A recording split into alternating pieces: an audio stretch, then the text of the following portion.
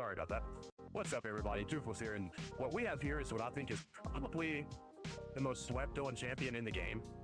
Yeah, she is a Void Legendary, but I feel like she's up there with the likes of Armanze and Fabian and maybe even Odin. She serves an entirely different role as them, but when you see her kit, you'll see why.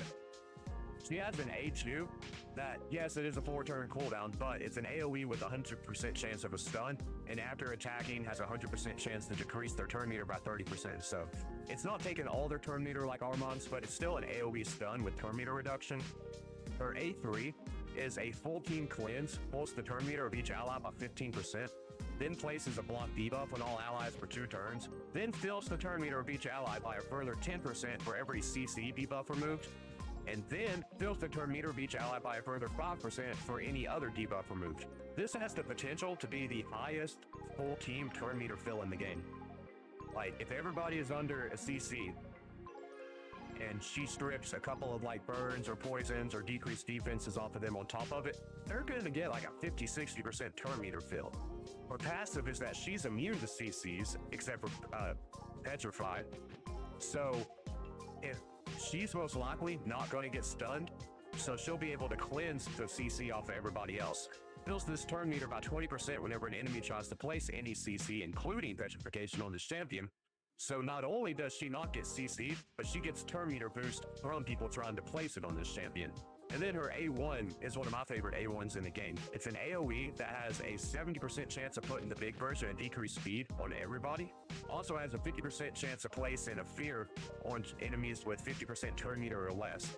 And then finally, she has a 23% speed aura in all battles.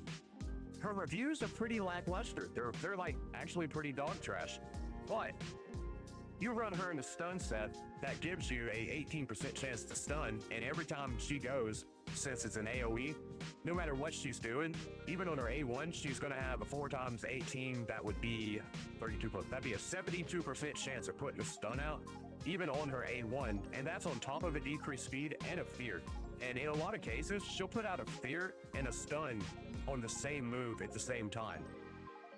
And also, if they're by some chance resisting her stun on the A3, it's got that chance to ignore the resistance and go ahead and put it on. And we also run her in retaliation gear. That way, whenever she gets attacked, she's got a chance to counterattack, putting out more fears, decreased speeds, and stuns. We'll run her in the arena a little bit here.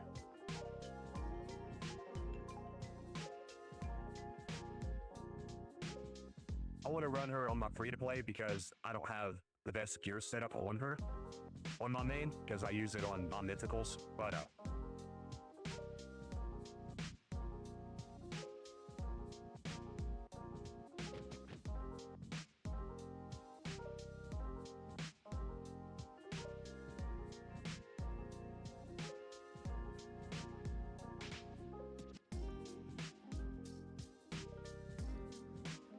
can we get a turn?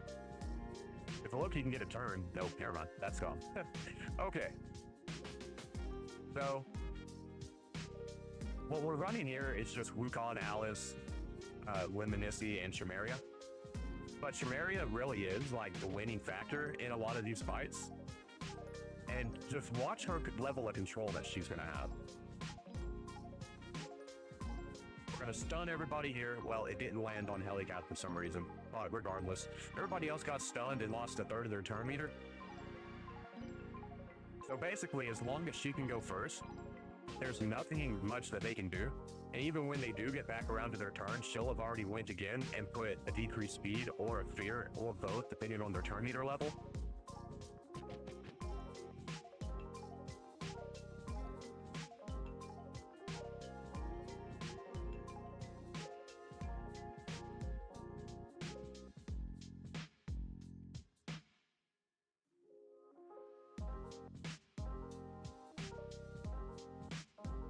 It's a pretty squishy team. And see how her A1 just stunned her? And I'm not sure what causes it, but I've noticed that her A1 sometimes will decrease turn meter. Maybe it's a mastery or something, but even if it is a mastery, that's just something else that goes into her crowd control. So she's able to do like turn meter manipulation, turn meter fill, stuns, fears, and decreased speeds every single time she makes a move, no matter what she does. And even if she gets locked out, she's still bringing 30% decreased speed AoE with a chance to stun and put out fear on everybody. So even when it comes to lockouts, she doesn't really lose that much of her value. The main thing she loses is her cleanse. Like, she can be entirely locked out, still put out stuns, turn meter reduction, and fears, and decreased speeds. That's 4 different things that she's able to bring on her A1 alone. And it's AoE. I don't know too many champions in the game that have that strong of an A1 and that level of crowd control overall. And then on top of all of that, that not even being all that she's capable of, because she has that full team cleanse with the block debuffs for 2 turns on a 3-turn cooldown. That also fills the turn meter of everybody. Yeah, you do have to worry about polymorph, but you can bring in the Wanda's submission, and that should take care of that, wouldn't it?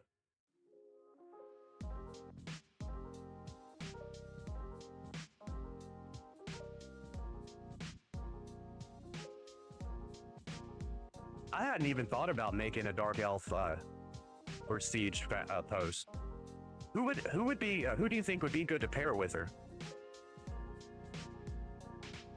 And I'm curious why you never hear anybody mention her. Like, even when she got the buff, a couple of videos like briefly mentioned her, but like I don't even remember any like build guides or anything anybody made. I'm sure somebody did, but like not that I'm aware of.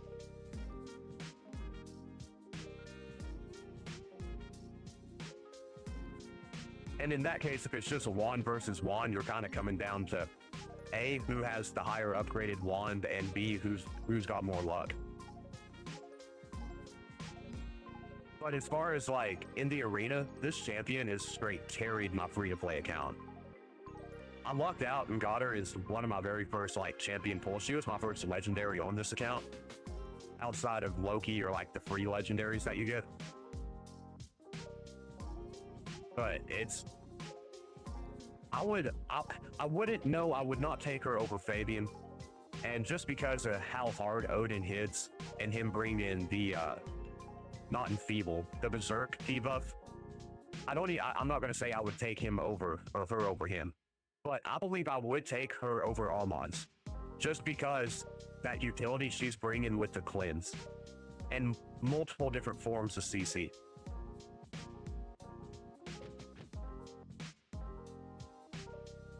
Yeah, I don't have Aphidus or Foley or Swarm Speaker for that matter. So I guess that's why I haven't really considered the Siege faction post for her, making it Dark Elf. Dark Elf is probably my least built up faction on my main account. I'm just curious who I would even have to put with her. Okay, so Chamaria, Brala, Xenomorph, and who was the other one?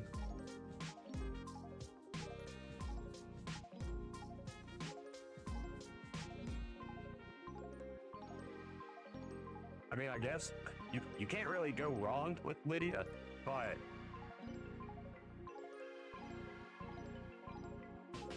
yeah, I don't really struggle with the Dark Elves faction though. Durandil works perfectly fine for my damage dealer. Strongcat is one that I'm definitely like glad that I didn't skip on.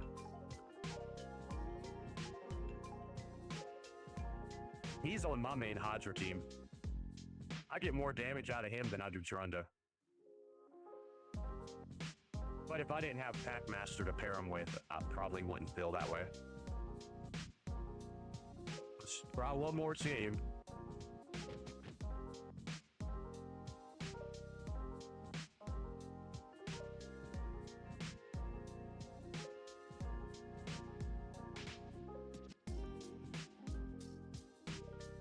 Like, if they don't have Stone Skin or Mercurial or like a means of negating the damage, I feel like they're okay, but there's no real means of mitigate or like getting through Stone Skin or Mercurial with the Dark Elves.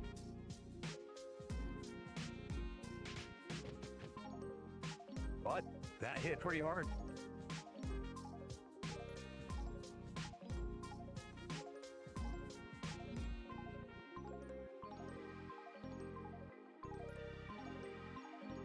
I agree.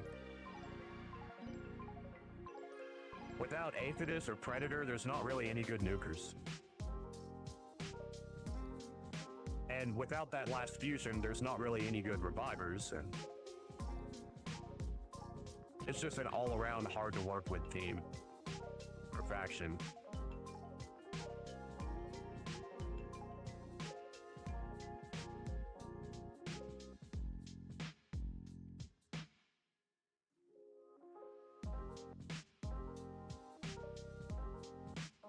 We got wanted. But I will say, as long as Xenomorph is able to kill them with that A2, that's a pretty good AoE nuke. Yeah, Marinix is... I've always kind of looked at Marinix as like the legendary version of Thalicia, that epic Hex girl. But she does have is either triple or quad hitter on the A1, so you are right. That could be a very good candidate for breaking through material. And as common as material is going to be, and it's just going to be more and more common as we go forward until there's a way to just hard counter it, that'd probably be a good champion to build up for that specific context. Fuck, I didn't mean to use that. Yeah, I don't intend on using Xenomorph on this account. I'm just kinda, playing around trying something new. I was more or less just seeing if we could make a Dark Elf team that could actually compete in Gold 5.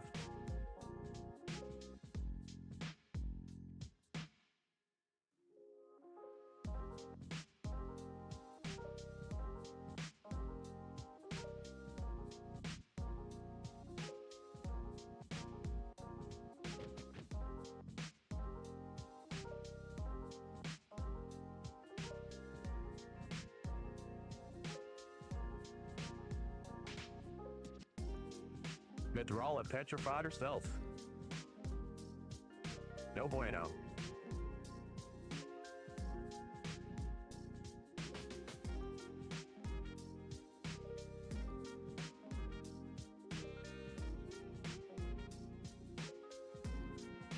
At least Xenomorph does hit relatively hard, but I do agree, it might be better to swap out Lydia for Marinix.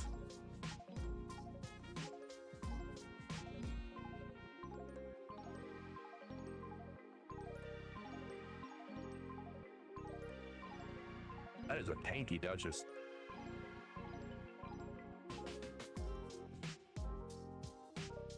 I just mainly go Lazarius, turn meter fill into Gizmak, burn off the stone skins with him, and then come in with Geralt to provoke.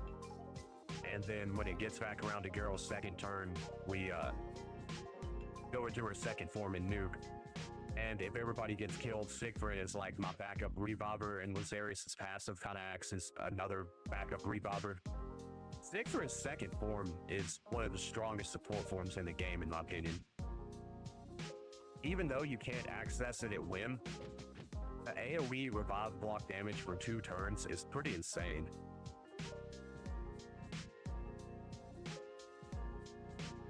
Wow. That was a pretty tanky team for us to be able to take on with just Xenomorph.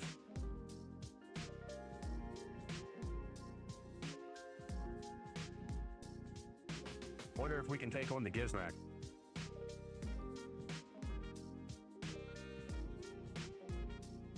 Squadron. That makes me think of like Star Wars, the Squad Racers or whatever.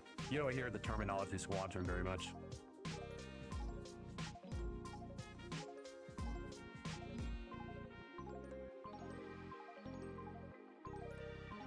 Thank you, thank you. Maybe that first page just had a lot of bad matchups for this team. We seem to be doing a bit better on this second page.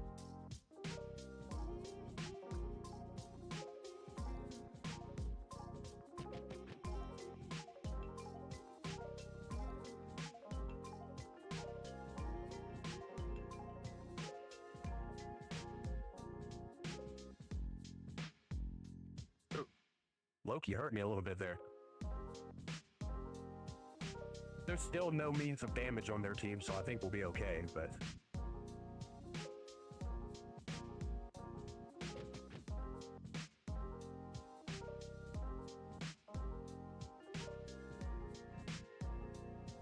Oh, hell yeah. I knew Lydia's passive blocked rebuffs. I didn't realize it blocked revival and death buffs. I don't know why I thought it would act differently. But yeah, that's cool. So it blocks the revival and death buffs, which makes sense. I just didn't put 2 and 2 together.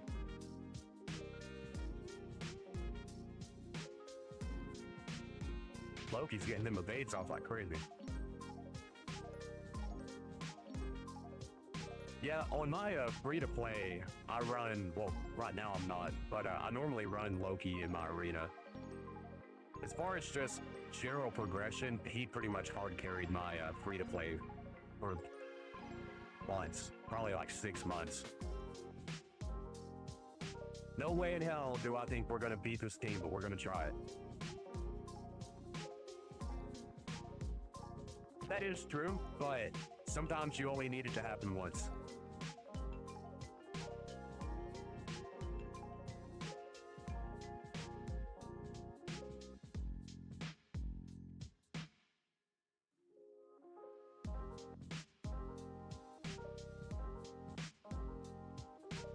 You gotta be kidding me.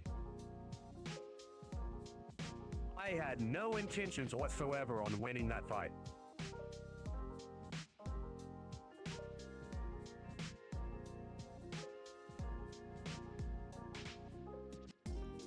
There might be something here to this team, because you gotta, like, keep in mind, all of my gear is, like, unglyphed and stuff for the most part on these champions. Like, this is just, like, random gear that I threw together. Like, if I were to actually put real gear on these champions, there might be a team here. At least to use, like, in Siege. I say that as I'm getting wrecked, but considering the team we just took on prior to this,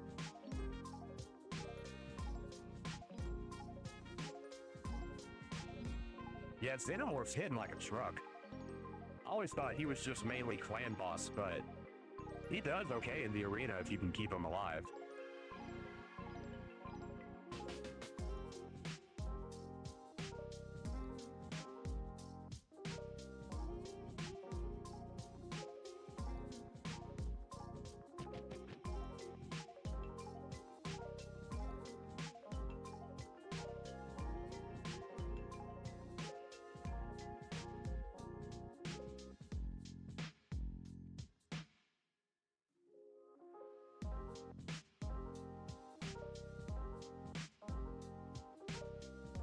This was another team I was kind of hesitant if it was going to take on or not, but looking like it.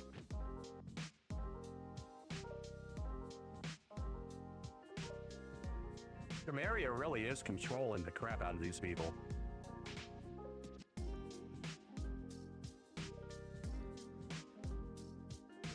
And Xenomorph coming in with that 2-turn stun as well is helping.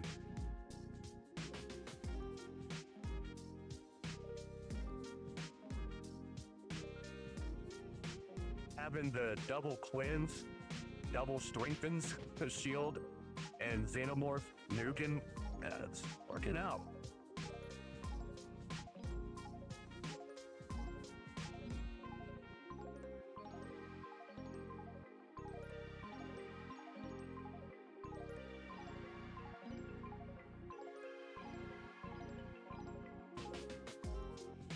Damn. Well, Calamitous just wrecked us. You don't hear people talk about Calamitous much, but I feel like he's a kind of a slept-on mythical.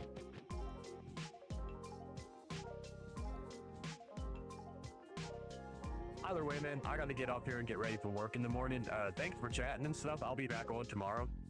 Y'all have a great night. Hopefully we'll do this one too, but hopefully I was able to get my point across about Chamaria. I know it kind of turned into a whole, like, faction team build, but,